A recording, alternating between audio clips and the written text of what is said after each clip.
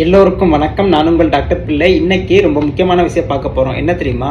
நம்மளுடைய கல்லீரல் அப்படின்னு சொல்லக்கூடிய லிவர், அதை பற்றி உங்களுக்கு தெரியும். பொதுவாக ஊரில் ரொம்ப குடித்தாங்க அப்படின்னா உங்களோட லிவர் போயிடும், டேமேஜ் ஆகிடும் அப்படின்னு சொல்ல கேள்விப்பட்டிருக்கோம். இன்றைய காலகட்டத்தில் வெறும் குடிக்கிறது மட்டும் இல்லாமல் பார்த்தீங்கன்னா ஃபேட்டி லிவர், அதாவது கொழுப்பு நிறைய பேர் லிவரில் படிஞ்சு அந்த குடிகாரங்களுக்கு ஈக்குவலாக பார்த்தீங்கன்னா அந்த ஃபேட்டி லிவர் பிரச்சனையும் நிற்கிது. அப்போ இந்த கல்லீரலை பாதுகாக்கிறதுக்கு என்னென்ன பண்ணணும், அது ரொம்ப முக்கியம். அதை விட முக்கியம் என்னென்ன பண்ணக்கூடாது, அது ரொம்ப முக்கியம் இல்லையா? இன்னைக்கு குடிச்சா லிவர் கெடும், கொழுப்புனாலையும் கெடும்னு தெரியும். இன்னைக்கு ஒரு முக்கியமான ஒரு 3 உணவை பற்றி நான் சொல்ல போகிறேங்க. உங்களுடைய கல்லீரல் நல்லா இருக்கும்னு நினச்சிங்கன்னா இந்த 3 உணவையும் கண்டிப்பாக நீங்கள் தவிர்க்கணும், அட்லீஸ்ட் குறைக்கவாது செய்யணும். ஏன்னா இதை பற்றி தெரியாமல் தானே நம்ம தப்பு பண்ணிட்டு இருக்கோம். ஒரு மருத்துவராக அதை சொல்ல வேண்டியது என்னோட கடமை. அதாவது கல்லீரலை பாதுகாக்க நம்ம தவிர்க்க வேண்டிய 3 உணவுகள் என்னன்னு பார்த்துடலாமா?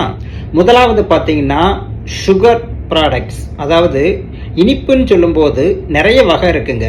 முதலாவது வகை பார்த்தீங்கன்னா நம்ம ஸ்வீட்ஸ் நம்ம சாப்பிட்றோம் இல்லையா? இனிப்பான ஸ்வீட்ஸு நம்ம வீட்டில் வைக்கிற பாயசத்துலேருந்து, கடையில் வாங்கி சாப்பிட்ற ஸ்வீட்லேருந்து, பலகாரத்துலேருந்து எல்லாமே இந்த இனிப்பில் தான் வரும். இது நம்பர் 1. செகண்டு பார்த்தீங்கன்னா இட்லி, தோசை, சப்பாத்தி, இதெல்லாம் கார்போஹைட்ரேட் நிறைந்த இனிப்பு. இது நம்பர் 2. நம்பர் 3 என்னன்னு பார்த்தீங்கன்னா பேக்கரியில் பார்த்தீங்கன்னா ப்ரெட்டு, இந்த மாதிரி பேக்கட் ஐட்டம் வைப்பாங்க இல்லையா? இதுவும் சுகர் ப்ராடக்ட் கீழே தான் வரும். அப்போ இந்த 3 வகையான சுகர் ப்ராடக்ட்டும் நம்ம கல்லீரலை பதம் பார்க்கறதுல முதலிடத்துல இருக்குங்க. ஒரு விஷயம் நல்லா புரிஞ்சுக்கோங்க, கொழுப்பை விட சுகர் தான் ரொம்ப மோசம். ஏன்னு பார்த்தீங்கன்னா நம்ம உடம்புல சுகர் அதிகமாக போகும்போது அளவுக்கு அதிகமான சுகரை நம்மளுடைய கல்லீரல் என்ன பண்ணும் அப்படின்னா ஃபேட்டாக மாற்றி டெபாசிட் பண்ணி வைக்கிது. என்னைக்காவது நம்ம யூஸ் பண்ணதுக்கு பிரயோஜனமாகும்னு வைக்கிது. நம்ம எங்கே தான் யூஸ் பண்ண போகிறோம்? நம்ம தான் உள்ளே சாப்பிட்டுட்டே இருக்கோமே. அதனால் அளவுக்கு அதிகமாக நம்ம சாப்பிடும்போது லிவரில் அந்த சுகர் கொழுப்பாக படிஞ்சிட்டே தான் இருக்குமே தவிர அதை எடுத்து யூஸ் பண்ணக்கூடிய சூழ்நிலையே வராது. அப்போ அது அந்த லிவருக்கு மேலே ஒரு அழுத்தம், வெயிட்டு தானே அது. அதனால் கண்டிப்பாக லிவர் ஃபெயிலியர் கூட போகிற சான்ஸ் இருக்குது. அதனால் லிவருக்கு எப்போவுமே பார்த்தீங்கன்னா ஃபேட்டை விட சுகர் தான் படும் மோசமான ஒன்று. முடிஞ்ச வரைக்கும் குறைச்சிக்கோங்க. ரெண்டாவது உங்களுக்கே தெரியும் ஃபேட்டில் பார்த்தீங்கன்னா 2 வகை இருக்குது. ஒன்று நல்ல கொழுப்பு, கெட்ட கொழுப்பு. எப்போவுமே உடம்புல நல்ல கொழுப்பு கம்மியாக தான் இருக்கும், கெட்ட கொழுப்பு தான் அதிகமாக இருக்கும். அளவுக்கு அதிகமாக கெட்ட கொழுப்பு நம்ம உடம்புல இருக்கும்போது உடம்புல பல்வேறு விதமான பிரச்சனைகளை உண்டு பண்ணுதுங்க. இதயம், மூளை, மற்ற உள்ளுறுப்புகள், நம்மளுடைய தசை எல்லாத்தையுமே பாதிக்குது. அது மாதிரி நம்மளுடைய கல்லீரலையும் இந்த கொழுப்பு போய் பாதிக்குது. ஃபேட்டி லிவர்னு சொன்னேன் இல்லையா? அந்த லிவருக்கு மேலே கொழுப்பு போய் படிஞ்சு அந்த லிவரை செயல்பட விடாமல் தடுத்து அதை ஃபெயிலியர் ஆக்குற வரைக்கும் இந்த கொழுப்பு வேலை செய்யுது.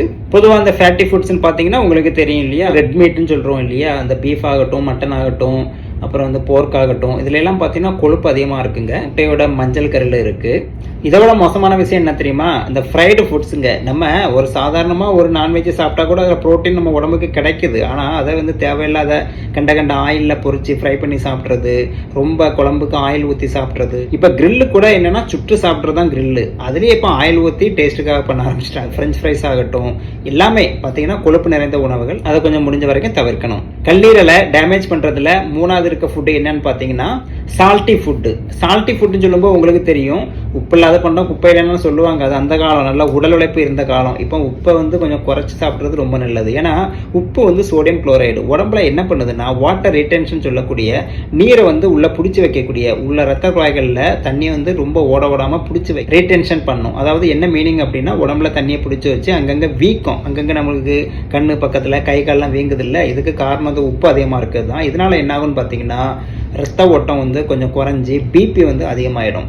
அதனால தான் உப்பு சாப்பிடக்கூடாது பிபி பேஷண்ட் சொல்கிறாங்க இல்லையா? அப்போ உடம்புல வாட்டர் ரிட்டென்ஷன் அதிகப்படுத்தி பிபியை அதிகமாக்குது.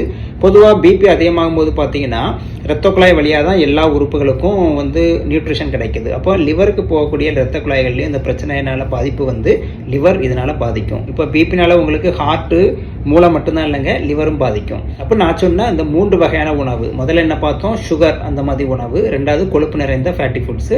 3வது பார்த்தீங்கன்னா சால்ட்டி ஃபுட்ஸு. பொதுவாக நீங்கள் கேட்கலாம், சால்ட்டி ஃபுட்டுன்னா அந்த கடல் உணவுகளும் அதில் தானே வருது டாக்டர் அப்படின்னு நீங்கள் கேட்கலாம். ஆமாங்க, கடல் உணவுகள், மீன்கள் எல்லாமே இருக்குது. அதுக்காக அதெல்லாம் நீங்கள் ஸ்டாப் பண்ண வேண்டாம். எக்ஸஸாக நீங்கள் சால்ட் எடுக்காமல் பார்த்துக்கோங்க.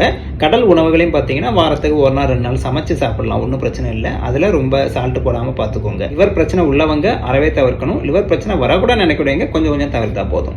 இப்போ உங்களுக்கு புரிஞ்சிருக்குன்னு நினைக்கிறேன். உங்களோட சந்தேகம் இருந்தாலும் கமெண்ட் பாக்ஸில் போடுங்க.